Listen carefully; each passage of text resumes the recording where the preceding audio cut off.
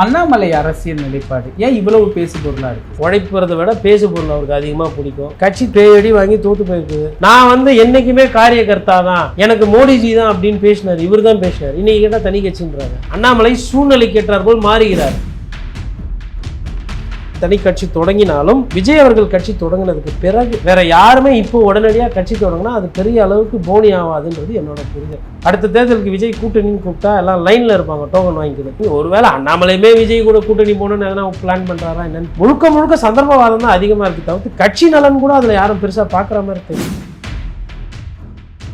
பிஜேபியோட திட்டம் தான் அண்ணாமலை தனி கட்சி அப்படின்னு சொல்றாங்க. இதுக்கப்புறம் களம் விஜய் வெர்சஸ் உதயநிதி அப்புறம் அண்ணாமலை அப்படி மாறிடுவோம் அப்படிங்கிறாங்க. பூரா பேய் கதைக்கும் பின்னாடி காரணம் பாஜகன்னு ஒரு கருத்து சொல்லிட்டு விட்டு போயிடும். பிஜேபிக்கு 5 எம்எல்ஏ ஜெயிக்கிறதுக்கு துப்பு இல்லை, வசதி இல்லை, வாய்ப்பு இல்லை. இதான் உண்மை. கவர்னரை வச்சுலாம் அரசியல் பண்ணா இதான் கிடைக்கும். காங்கிரஸும் பிஜேபி நீங்க தமிழ்நாட்டுக்கு அவ்வளவு வஞ்சித்து இருக்கிறீங்க. மொத்தமா ஸ்வாஹா.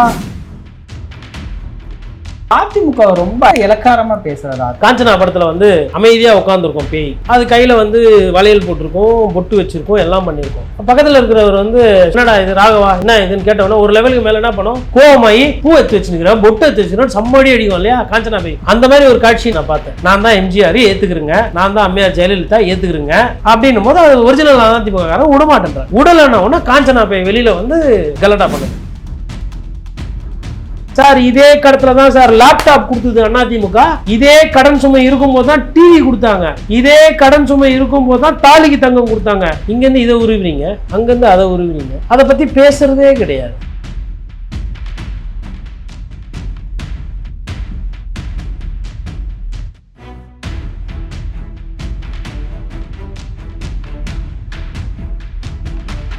நேயர்களுக்கு வணக்கம். இன்று நம்முடைய மூத்த பத்திரிகையாளர் திரு கோட்டீஸ்வரன் அவர்கள் இணைந்துள்ளார். சார் வணக்கம். சார் வணக்கம். நேயர்களுக்கு அன்பு வணக்கம். அண்ணாமலை அரசியல் நிலைப்பாடு ஏன் இவ்வளவு பேசு பொருளா இருக்கு சார்? அவருக்கு எப்பயுமே பேசு பொருளாக இருக்கிறது தான் பிடிக்கும். உழைப்புறதை விட பேசு பொருள் அவருக்கு அதிகமாக பிடிக்கும். கொஞ்சம் ஓரளவுக்கு பண்ணிக்கிட்டு இருந்தார். கட்சி தோற்று பேயடி வாங்கி தோற்று போயிருக்குது. அவர் இந்த மாதிரி விமர்சனம் வருது. எனக்கு நம்ம ஒரு கட்சி தொடங்கி வருன்னு தான் தோணுது.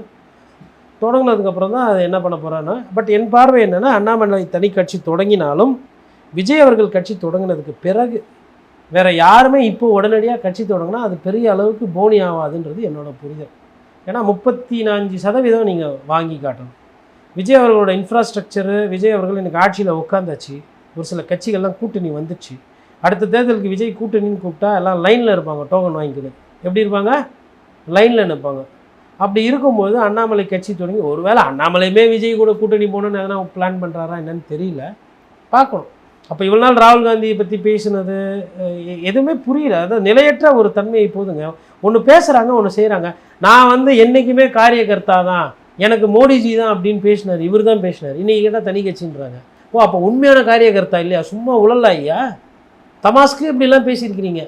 உண்மையினா நான் பிஜேபிக்காக நான் என்ன வேணால் பண்ணுவேன் அப்படி பேசுனதுலாம். சார் உங்களுக்கு என்ன சார் அந்த கட்சி கொடுக்கல? பிஜேபி என்ன கொடுக்கல உங்களுக்கு? பொழுதுக்கும் உங்களை அப்படியே பதவியிலேயே வச்சுருக்கணுமா? நீங்கள் ஒருத்தர் தான் பிஜேபியா? வேறு யாரும் அந்த மாநில தலைவராக ஆகக்கூடாது, அப்புறம் மாறக்கூடாது, வரக்கூடாது, போகக்கூடாதா? இது என்ன விதமான புத்தி? நான் என்ன தலைவராக வச்சுக்கிட்டா நான் பண்ணுவேன், நான் தலைவராகலாம் நான் கெத்து விட்ருவேன், ஆட்டத்தை கெத்து விடுவேன், இல்லை நான் கட்சி மாறுவேன், இல்லை நான் வேறு கட்சி தொடங்குவேன். என்ன அரசியல் இது? அதனால் இந்த அரசியல் தன்மைகள்லாம் பார்க்கும்போது எனக்கு முழுக்க சந்தர்ப்பவாதம் தான் அதிகமாக இருக்குது தவிர்த்து கட்சி நலன் கூட அதில் யாரும் பெருசாக பார்க்குற மாதிரி தெரியல. ஃபஸ்ட்டு கட்சி நலனை பார்க்கணும், அப்புறம் மக்கள் நலனை பார்க்கணும். இது ரெண்டுமே பார்க்காம எல்லாமே சுயலாபத்துக்காக தான் அதிகமாக இங்கே நிறைய விஷயங்கள் நடக்குது. ஒரு பக்கம் பிஜேபியோட திட்டம் தான் அண்ணாமலை தனி கட்சி அப்படின்னு சொல்கிறாங்க. இன்னொரு பக்கம் இதுக்கப்புறம் களம் விஜய் வெர்சஸ் உதயநிதி அப்புறம் அண்ணாமலை அப்படி மாறிடுவோம் அப்படிங்கிறாங்க. இதெல்லாம் சாத்தியமா? இப்படி களம் மாறுறதுக்கு வாய்ப்பு இருக்கா? பாஜக திட்டமிட்டு அண்ணாமலை இறக்குதுன்னு நம்ம ஏற்றுக்க முடியுமா? பூரா பேய் கதைக்கும் பின்னாடி காரணம் பாஜகன்னு ஒரு கருத்து சொல்லிட்டு விட்டு போயிடுறது. ஏங்க பிஜேபிக்கு இருக்கிறதே 3%, 6% சரியாக தெரியல. ஒரு காலத்தில் அந்த என்டிஏ கூட்டணி 10% வாங்குச்சு, 11% வாங்குச்சு. அதுக்கப்புறம் அப்போ அன்றைக்கி 3வது இடத்துக்கு அதிமுக போச்சு, என்டிஏவும் 3வது போச்சுலாம் பேச போடுறது. அப்புறம் இப்போ எடுத்து பார்த்தா 3% தான் ஓட்டு இருக்குன்றது. எது இந்த 3% ஓட்டை பிரித்து என்ன பண்ண போகிறீங்க? சரி அண்ணாமலை கட்சி தொடங்கி 35% வாங்கிடுவார். அப்போ பிஜேபியோட பிளான் பி. பிஜேபிக்கு பிளானும் இல்லை, ஒன்றும் இல்லை. பிஜேபி தமிழ்நாடை ஃபோக்கஸே பண்ணல. இந்த தேர்தலில் பார்த்தா அதிகாரியை கூட மாற்றலை. பிஜேபியோட முழு கவனம் வெஸ்ட் பெங்காலில் இருந்து. இவங்க சும்மா நம்மக்கிட்ட வந்து பிஜேபி வந்துடும், அத்தை பண்ணுறோம் இத்தை பண்ணுறோம் ரொம்ப நாளாக பண்டில் சுற்றி நிற்கிறாங்க. பிஜேபிக்கு 5 எம்எல்ஏ ஜெயிக்கிறதுக்கு துப்பு இல்லை, வசதி இல்லை, வாய்ப்பு இல்லை. இதான் உண்மை. அந்த கட்சியை காப்பாற்றுறதுக்கு இன்றைக்கி ஆள் கிடையாது. அண்ணாமலை சூழ்நிலைக்கு ஏற்றாற்போல் மாறுகிறார். நயினார் நாகேந்திரன் சொன்னது வந்து செஞ்சது வேறு. எல்லாம் டெல்லியில் கூப்பிட்றாங்க, அங்கே கூப்பிட்றாங்க, இங்கே கூப்பிட்றாங்கன்னு. இப்போ ஐயா வாசனை 5 சீட்டு வாங்கினார் தாமரையில் நிற்கிறதுக்கு. வேறு எதுனா சின்னத்தில் இருந்தால் கூட 1-2 பேர் வந்திருப்பாங்க போல். அதுதான் சின்னத்தோட நிலைமை, அதான் கட்சியோட நிலைமை. அப்படிங்கும்போது பிஜேபியோட பிளானு. இப்போ விஜய் சார் என்ன பிஜேபி மிரட்டினா அப்படியே பயங்கரமாக அம்மையார் ஜெயலலிதா மாதிரி பண்ணுவாரா? சிபி வழக்கு இருக்குது, எவ்வளோ பிரச்சனைகள் இருக்குது. இல்லை என்னைக்குன்னா இவர் பிஜேபி பற்றி எதுக்கு இப்போ பிஜேபிக்கு இன்னொரு பிளானு? ஏன் விஜய் ஒருத்தர் போதாதா அவங்களுக்கு வேணுன்றதை செய்யறதுக்கு? எதுக்கு இன்னொரு பிளான் வேணும்? இல்லை அதிமுக என்ன அப்படியே இப்போ பயங்கரமாக எதிர்த்து போராடுதா பிஜேபியை? இல்லை அதிமுக இல்லை உங்கள் கூட சேர்ந்தால் தான் நாங்கள் கோச்சின்னு போகிறோம் அப்படின்னு அந்த மனநிலை இருக்கேன். பிஜேபிக்கு பிளான் இருக்கட்டும், இல்லாமல் போட்டோம், ஓட்டு இல்லை, அதான் உண்மை. பிஜேபி பேரை சொல்லி அந்த கொள்கைகளை சொல்லி இங்கே ஓட்டு வாங்குவதற்கு கட்சியும் இல்லை, ஆளும் இல்லை, ஒரு தலைமையும் இல்லை. இதான் ஒரு நிதர்சனம். மற்றபடி அண்ணாமலைக்கு பின்னாடி பிஜேபி, விஜய் வந்து பிஜேபி தான் வளர்த்து விட்டுது, அதிமுகவை அழிச்சு அப்புறம் அப்படி வர்றதுக்கு எத்தனை வாட்டி வரும்? 15 வருஷமாக ஒன்றுமே முளைக்கவே இல்லையா? போன வாட்டி வந்து ஒரு வாய்ப்பு 4 சீட்டு ஜெயிச்சிங்க. அப்புறமா இந்த திருவள்ளூர் அதுக்கப்புறமா வந்து கவர்னர் அரசியல் பண்ணால் இதான் கிடைக்கும். கவர்னர் வந்தாரா போனாரா அப்படி பண்ணிட்டு போயிடும். கவர்னரை வச்சுலாம் அரசியல் பண்ணால் இதான் கிடைக்கும். நிறைய பிரச்சனைகள் இருக்குங்க பாஜக. அவங்களும் வந்து அவங்க திருப்பி ரீபூட் பண்ணி என்ன பண்ணி ஏது பண்ண, பாஜகவுக்கு கூட்டணி வச்சு தான் கட்சியை வளர்க்க முடியும். அதான் சூழ்நிலை. தனியாலாம் போயெல்லாம் வளர்க்க முடியாது. காங்கிரஸ் இப்போ என்ன பண்ணியிருக்குது? உஷாரா விஜய் மேலே ஏறின்னு முது சவாரி பண்ணத்துக்கு போயிடுச்சா, இங்கேருந்து இறங்கிட்டு இந்த முதுகில் வந்து அது மாதிரி பிஜேபிக்கும் அப்படி தான் பண்ணணும். ஏன்னா காங்கிரஸும் பிஜேபி நீங்கள் தமிழ்நாட்டுக்கு அவ்வளவு வஞ்சித்து இருக்கிறீங்க. மெட்ரோ ரயிலுக்கு பணம் கொடுக்க மாட்டீங்க, ஆனால் சுங்க வரிக்கு வேண்டி பர்மிஷன் கொடுப்பீங்க. அதுக்கப்புறம் பரந்துரை விமான நிலையம் செஞ்சால் பார்த்துக்கலாம் அப்படின்ற மாதிரி ஒரு சில ஒப்புதல் கொடுப்பீங்க. எது மக்களுக்கு தேவையோ அதை கொடுக்க மாட்டீங்க. எது மக்களுக்கு தேவையில்லையோ அதை பெட்ரோல் டீசல் விலை கஷ்டத்துக்கு ஏற்றுவீங்க. சிலிண்டர் தட்டுப்பாடு இன்னும் சரி செய்யலை. இவ்வளோ பஞ்சாயத்து செய்யும் போது பிஜேபி இங்கே வளரணும், நீங்கள் பிளான் மாற்றி போட்டால் பிஜேபி வளர்ந்துடும். பிஜேபிக்கு வளர்கிறதுக்கு இன்னும் அவங்க அதுக்கேற்ற ஆட்கள், அதுக்கேற்ற ஒரு விஷயங்கள்லாம் பண்ணணும். ஒரு கட்சி ஊழலே பண்ணாமல் இவ்வளோ கெட்ட பேர் சம்பாதிச்சு வச்சுக்குது தமிழ்நாட்டில், அதெல்லாம் அது பிஜேபி தான். ஆட்சியிலே இல்லை. எப்படி தான் இவங்களுக்கு இவ்வளோ கெட்ட பேர் வந்ததுன்னே தெரில. திமுக ஒரு முக்கிய காரணம். இந்தி திணிப்பு அது இதுன்னு பேசி கீசு. எப்பவுமே திமுக வந்து இந்த இருட்டில் சண்டை செய்யறதுல பயங்கர பெரிய ஆட்கள். அது அந்த தப்பு பண்ணி தான், ஷேடோ பாக்ஸிங் பண்ணி தான் விஜய் அவங்க மார்க் பண்ண தவற விட்டாங்க. பிஜேபி எதிர்த்தாங்க. எது? ஒத்த சீட்டு ஜெயிக்கிற பிஜேபி ஊட்டியில், அதை எதிர்த்து மொத்த பிரச்சாரம். ஆனால் விஜய் எதிர்த்து பெருசாக பண்ண நான்லாம் சொல்லிக்கிட்டே இருந்தேன், கரூரில் எஃப்ஐஆர் போடுங்க போடுங்க போடுங்க, சட்டப்படி நடந்துக்கங்க, அரசியல் ரீதியாக பயப்படாதீங்க பேசிக்கிட்டு இருந்தேன் ஒரு வழக்கறிஞரா. என் காது கேட்காது. மொத்தமாக ஸ்வாஹா. அதிமுக ரொம்ப அடிமட்டத்தில் தீர்ந்து போன கட்சி. இது அதிமுகன்னு ஒன்று இல்லாத மாதிரி 1.5 கோடி ஓட்டு இருக்குது, 40 சீட் இருக்குது. எப்படி இப்படி பேச முடியுது? ஒரு ரொம்ப இலக்காரமாக பேசுகிறாரு அதிமுக. இல்லை, அவருக்கு கோவம், அந்த கோவம் நியாயம் தானே. விஜய் சாருக்கு வர கோவம் நியாயமான கோவம் தானே. நான் வந்து உடைப்பேன், என் வசீகரத்தையும் எனக்கு கிட்ட வந்து அமைச்சராவானாங்கன்னு சொல்லிட்டு அவங்க வருவாங்க. நான் போய் வீடு வீடாக போய் இதெல்லாம் போட்டேன். சி.வி. சண்முகம் ஐயா போன்றவர்களும் வேலுமணியெல்லாம் நான் போய் சரி பண்ணி செஞ்சு வச்சுருந்தேன். விஜயபாஸ்கர் அவங்களெல்லாம். அவங்க வர நேரத்தில் வந்து இவர் என்ன பண்ணிட்டார், ஆட்டத்தை கெடுத்து விட்டார்ல. அதாவது விஜய் சாருக்கு வேண்டி எடப்பாடி பழனிசாமி அவர் ஜாட்டியத்தை வச்சுக்கணும். போங்க பரவாயில்ல, இந்த கட்சி நடு ரோட்டில் நின்று நான் வந்து திருவோடோடு போய் நின்னாலும் பரவாயில்ல, நீங்கள்லாம் போயிடுங்க, நான் ஆசீர்வாதம் பண்ணி அனுப்பணுன்ற மாதிரி விஜய் சார் எதிர்பார்த்தாரு. தாவேக்கால் எதிர்பார்த்தார். கேட்டால் இல்லைன்னுபாங்க. இவர் தான் போய் பார்த்தாரு. அது என்ன, விஜய் சார் டூப்பு போய் பார்த்துதா? இவர் தான் போனார். இவர் போகிறதுக்கு முன்னாடி சோப்பாலாம் ஒரு சில வீட்டிலலாம் போய் இறங்குச்சு. இதை பற்றியெல்லாம் எதுவுமே பேசலை. அப்போ அந்த கோவம், இந்த கட்சியை உடைக்கணும்னு நினச்சோம், ஃபுல்லாக உடைக்க முடியல. ஒரு 25 எம்எல்ஏ தூக்கிட்டு இருந்தா வேலை முடிஞ்சுது இல்லை. விராலிமலையிலேருந்து விஜயபாஸ்கர் ஃபுல்லாக இந்த பக்கம் வந்துட்டாருன்னா அவருக்கு இருக்கிற செல்வாக்குக்கு நான் புதுக்கோட்டையில் 2 தொகுதி ஜெயிச்சுட்டு போயிடலாம் அடுத்த வாட்டி, பிரச்சனை இல்லாமல். எதுக்கு திமுக ஒன்று அதிமுக ஒன்று போகுது? எனக்கு 108 மெஜாரிட்டி கிடைக்காம போச்சு இல்லையா? அப்போ தூக்கிடுறேன். வேலுமணி வந்துட்டா கோயம்புத்தூரில் அவர் ஒரு 2 தொகுதி ஜெயிச்சு கொடுப்பார், அவர் ஜெயிச்சுக்குவார். சி.வி. சண்முகம் வந்துட்டா நான் கடலூர் விழுப்புரத்தில் எனக்கு ஓட்டே விழல அந்த இடத்துல. திரும்ப வந்துட்டார். பட் அது பத்தாது, இன்னும் கொஞ்சம் எக்ஸ்ட்ரா வேணும். சி.வி. சண்முகம் வந்துட்டா வந்திருக்கோம். எடப்பாடி பழனிசாமி அதை செய்ய விட மாட்டேன்றாரு. எடப்பாடி பழனிசாமினா எப்போ ஏன் கட்சியிலேருந்து எடுக்கிற, வேற எங்கன்னா போய் எடுத்துக்கோ, வாங்கிக்கோ. இல்லை நியாயமாக வந்து நீ முறைப்படி நீ கேட்டுருந்தா அதை பற்றி பார்க்கலாம். நீ புற வழியில் திருட்டுத்தனமாக வந்து பொய்க்கால் குதிரை மாதிரி வர அப்போ நான் எப்படி விட முடியும்னு அந்த அந்த முயற்சியை தடுத்துட்டாப்புல. இந்த கோவம் எங்கேருந்து வருது? நான் வந்து அதிமுகவை வந்து அப்படியே எடுக்கணும்னு பார்க்குறேன், அது எடப்பாடி பழனிசாமி தடையாக இருக்கிறாருன்னு. அதிமுக ஒரு கட்சியே கிடையாது, அல்லு பில்லு சில்ற, அது தீர்ந்து போன கட்சி, முஞ்சி போன சக்தி அப்படின்றது அந்த வன்மத்தை கற்கிறார். முன்னாடி வந்து இவ்வளவு மோசமான வார்த்தைகள் பேசலை அஇஅதிமுக மீது. அஇஅதிமுக தொண்டை ஒருத்தவங்களால செத்து போயிருக்கிறான் தாவேகாவால். அவங்க அந்த தோத்த வேதனை, கட்சியோட நிலைமை, ஒரு தொண்டை அதாவது அவங்களால நிமிர்ந்து என்ன பண்ணுறது ஏதுன்ற மாதிரி இருக்கிற நிலைமையில் இவர் என்ன பண்ணுறாருன்னா வன்மத்தை கற்கிறார். இது வந்து முடிஞ்சு போச்சு. சரி, அம்பாசமுத்திர முஞ்சி போன கட்சி எம்எல்ஏ தானே நீங்கள் கூப்பிட்டு வச்சுருக்கீங்க. இப்போ அதிமுகவில் என்ன பண்ணுறாங்க, நான் வந்து எங்கன்னா வந்து ரெட்டலைக்குன்னு ஓட்டு கேட்டேனா, நல்லவங்களுக்கு ஓட்டு போடுங்கண்ணா, எசகி சுப்பையா நல்லவங்க அவங்க போட்டாங்கன்னு இப்போ அவங்க எடுத்து போடுறாங்க. உங்கள் சின்னன்னா ரெட்டலை, ஏழை சின்னன்னா ரெட்டலை, பொதுமக்கள் சின்னன்னா ரெட்டலை, விவசாயி சின்னன்னா ரெட்டலை அப்படின்னு அந்த வீடியோ எடுத்து போடுறாங்க. அவங்க வந்து ஆக்சுவலாக வந்து ஒரு ரெட்டலை எழுச்சி பயணம்னு ஏதோ ஒன்று திருப்பி மறுபடியும் ஆரம்பிக்கிற மாதிரி ஒரு பேசு பொருள். அவங்க அந்த நடுவில் வந்து யார் யார் இந்த கட்சியில் இருக்கிறாங்க, யார் யாரெல்லாம் போகிறாங்கன்ற பிரச்சனைனால அந்த மாதிரி விஷயமே அவங்க பண்ண முடியாமல் தள்ளி போகிறதா தகவல். அப்போது இதெல்லாம் பார்க்கும்போது ஒரு கட்சியினுடைய அந்த அந்த அடி டிஎன்ஏவே அவர் ஆட்டி பார்க்குறாரு, அதை அப்படியே எடுத்துக்கணும்னு பார்க்குறாரு. அது அந்த அந்த ஆசை இப்போ படத்துலலாம் பார்த்துருப்பீங்க, காஞ்சனா படத்தில் வந்து அமைதியாக உட்காந்துருக்கோம் பேய், அது கையில் வந்து வளையல் போட்டிருக்கோம், பொட்டு வச்சுருக்கோம், எல்லாம் பண்ணியிருக்கோம். பக்கத்தில் இருக்கிறவர் வந்து சும்மா என்னடா இது ராகவா என்ன இதுன்னு கேட்டவொன்னே ஒரு லெவலுக்கு மேலே என்ன பண்ணோம், கோவமாயி பூ எடுத்து வச்சுருக்கிறேன், பொட்டு எடுத்து வச்சுருக்கேன், சம்மடி அடிக்கும் இல்லையா காஞ்சனா பேய், கோவமாயி அந்த மாதிரி ஒரு காட்சி நான் பார்த்தேன்.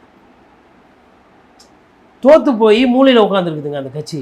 அதை போய் தீர்ந்து போன சக்தி, முஞ்சி போன கட்சி, ஒன்றுமே இல்லை, அல்லு சில்லு, இதுக்கப்புறமா எதனா பண்ணால் நிர்வாகம் பொறுப்பு இல்லை அப்படின்னா என்ன? இப்போ அந்த காஞ்சனா பேய் தானே வெளில வந்துச்சு, 47 சீட்டு வாங்கி ஒன்றுமே இல்லாமல் அதில் 4 போய் ரிசைன் பண்ணி ஒருத்தர் அந்த கூட்டணியிலேருந்து இன்னொருத்தர் ஓடி போய் அமமுக அதிமுக இன்றைக்கி கூட்டணியில் இருக்குன்னா அமமுக பூசலர் என்ன சொல்லுவார், நான் ஜெயிச்சது ஒன்றே ஒன்று கஷ்டப்பட்டு, இந்த ஒன்றே ஒன்று வந்து ஓடி போச்சு, இப்படியா சொல்ல முடியும் ஒரு அரசியல் தலைவர்?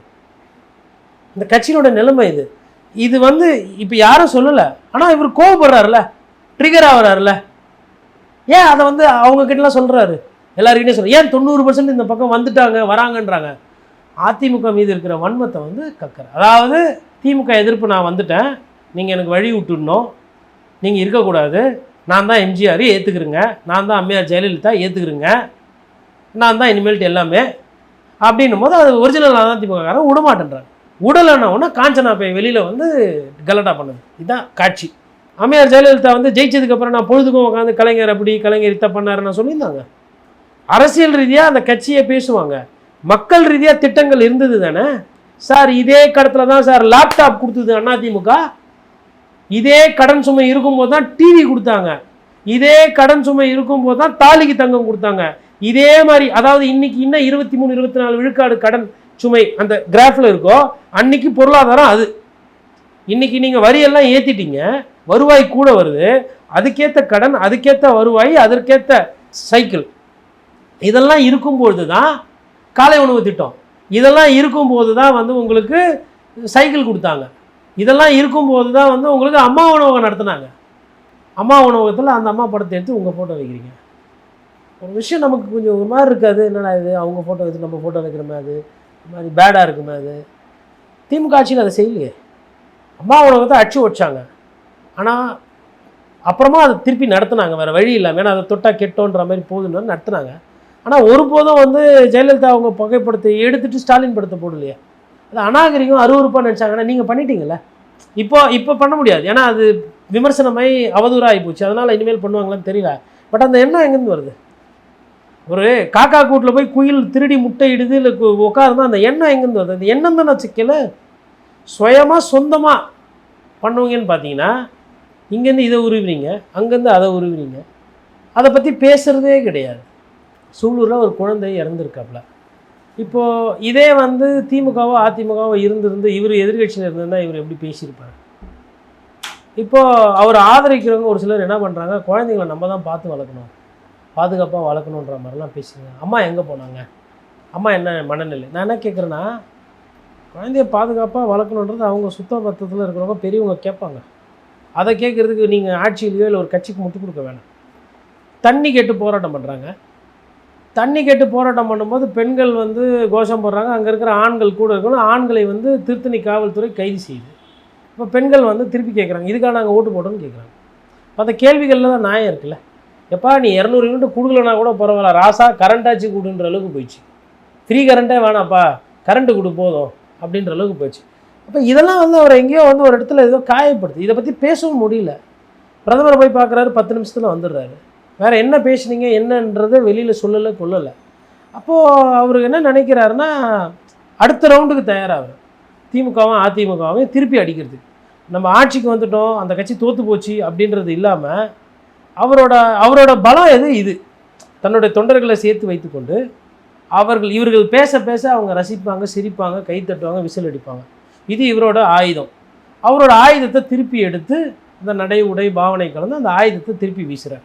இவரும் அரசியல் பண்ணணும் இல்லையா? அவங்க கேட்குற கேள்விக்கு எதிர் அரசியலோ எதிர் திட்டமோ இல்லை மக்கள் சார்ந்த நலனோ இல்லை ஒரு தொலைநோக்கு பார்வையோ இல்லாத பொழுது என்ன பண்ணுவீங்க நீங்கள்? திருப்பி மறுபடியும் பழசு, நான் இப்போ தான் நான் வந்தேன், கடனை விட்டு போயிட்டீங்க, செடியில் வந்து வேற ஊற்றிட்டீங்க, வெந்நீரை ஊற்றிட்டீங்க, அப்போ வெந்நீர் ஊற்றா செடி செத்து போயிடும். செத்த செடிக்காக இவ்வளோ சண்டை. 10 லட்சம் கோடிக்கு முன்னாடி 5 லட்சம் கோடி இருந்தது, 5 லட்சம் கோடிக்கு முன்னாடி 2 லட்சம் கோடி இருந்தது, 2 லட்சம் கோடிக்கு முன்னாடி 1 லட்சம் கோடி இருந்தது, 1 லட்சம் கோடிக்கு முன்னாடி 50,000 கோடி கடன் இருந்தது. எல்லாருக்கும் தெரிஞ்சது தான். அன்றைக்கி சொத்து வரி எவ்வளோ, இன்றைக்கி சொத்து வரி எவ்வளோ, அன்றைக்கி ஒரு பட டிக்கெட்டு விலை எவ்வளோ, இன்றைக்கி ஒரு பட டிக்கெட்டு விலை எவ்வளோ, அப்படி தானே பார்க்கணும். 10 லட்சம் கோடின்னு சொல்லும்போது பெருசாக இருக்கும். தமிழ்நாடு மாதிரி ஒரு மாநிலத்துக்கு 10 லட்சம் கோடின்றது 23-24 விழுக்காடுடைய கடன் அமைப்புக்குள்ளே இருக்குது. செய்ய முடியாததெல்லாம் இல்லை. வேணா ஒரு சாம்பிளுக்கு ஒரு 2 மாதம் ஒதுங்கிட்டு திமுகவே இல்லை அதிமுக ஆட்சி செய்ய விடுங்க பார்க்கலாம். இந்த கரண்ட்டு பிரச்சனை, இந்த தண்ணி பிரச்சனையை உங்களை விட வேகமாக சரி செய்கிறாங்களா இல்லையான்னு பாருங்கள். ஊழல் உங்களை விட அதிகமாக பண்ணுறாங்க, அது வேறு விஷயம். நான் பேசுகிறது நிர்வாக திறமை பற்றி பேசுகிறேன். மக்கள்கிட்ட சொன்னால் செய்யணும். பெண்கள் பாதுகாப்பு அப்படி பேசினீங்க. இன்றைக்கி எடப்பாடி பழனிசாமி ஒரு கேள்வி கேட்குறாரு, எப்பா சொந்தக்காரங்க நிகழ்ச்சி விட ரொம்ப முக்கியமாப்பா, கிரகப்பிரசம் அது இதெல்லாம் முக்கியம், அது வேறெல்லாம் பெண்கள் பாதுகாப்புனா ஒரு வாரம் லீவ் விடணுமா, வேடிக்கை பார்ப்பாங்களா பெண்கள் அப்படின்னு கேட்குறாரு. இந்த மாதிரி ஒரு விமர்சனம் வரலாமா? இதற்கு முன்னாடி இருந்த முதலமைச்சர்கள் மீது நிகழ்ச்சி ரத்தாய் இந்த மாதிரி விமர்சனம் இருக்கா? முதலமைச்சர் ஃபங்க்ஷன்னா இடி மின்னல் மழை புயல் எது இருந்தாலும் நடந்து நான் பார்த்துருக்குறேன். ஒரு முதலமைச்சர் நிகழ்ச்சி ரத்தாகுதுன்னா அரசு வந்து அதை வந்து சாதாரணமாக எடுத்துக்காதுங்க. இங்கே என்னடானா மக்களை போய் பார்க்குற பிரச்சாரம் ரத்து, அடிக்கடி ரத்து, விளக்கம் இல்லை. ஐயா தாத்தா சிலைக்கு மாலை சிலையை திறந்து வைக்கிறது, வான் புகழ் பெற்ற வள்ளுவன் அவர், வள்ளுவர் சிலையை திறக்கிற வாய்ப்பு எல்லாருக்கும் கிடைக்குமா தமிழ் போற்றும் நல்லுலகத்தில்? அப்படி ஒரு பிரம்மாண்டமான ஒரு வாய்ப்பு, யாருக்கும் கிட்டாத அரிய வாய்ப்பு கிடைக்கும் போது நீங்கள் பாட்டுன்னு வந்துட்டீங்க புறப்பட்டு. டெல்லியில் இருக்கிறவங்க ஜேஎன்யூலன்னா நினைப்பாங்க, நம்மளா ஜவஹர்லால் நேரு யூனிவர்சிட்டியில் ஒரு சிஎம் ஒரு திருவள்ளூர் சிலை வந்து அப்புறமா தரப்பாருன்ட்டு போயிட்டாருங்க.